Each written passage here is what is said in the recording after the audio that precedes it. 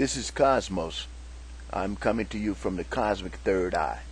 I'm here to explain to you the realities of everything associated with the fact that religion is man-made. Religion comes from early primitive man not understanding the exact realities of what the cosmic universe was all about.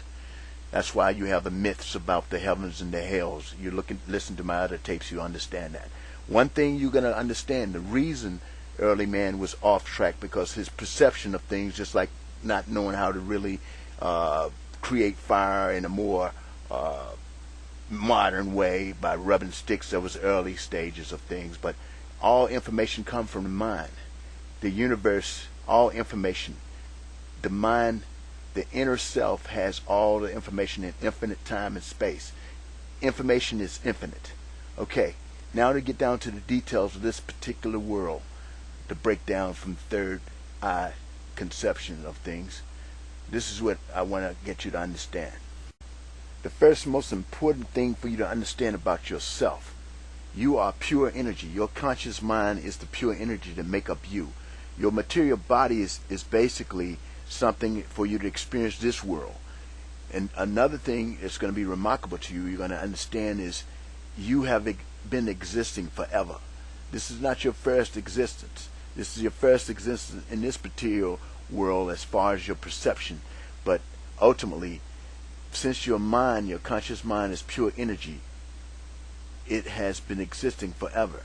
It only changed, just like when you see the concept of science, where they know that energy is never destroyed, it only changes.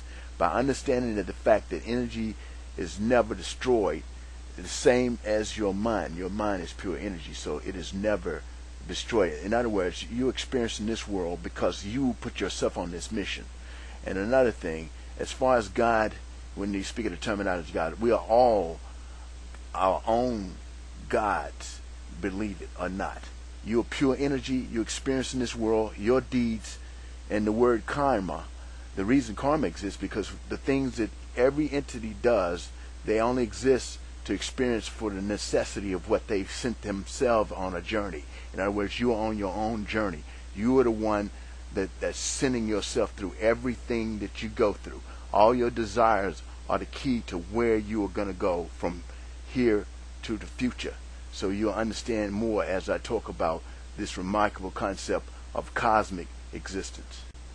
Now, to explain what I mean by your conscious mind being pure energy is this. Your mind is on a frequency. Every entity has their own conscious frequency.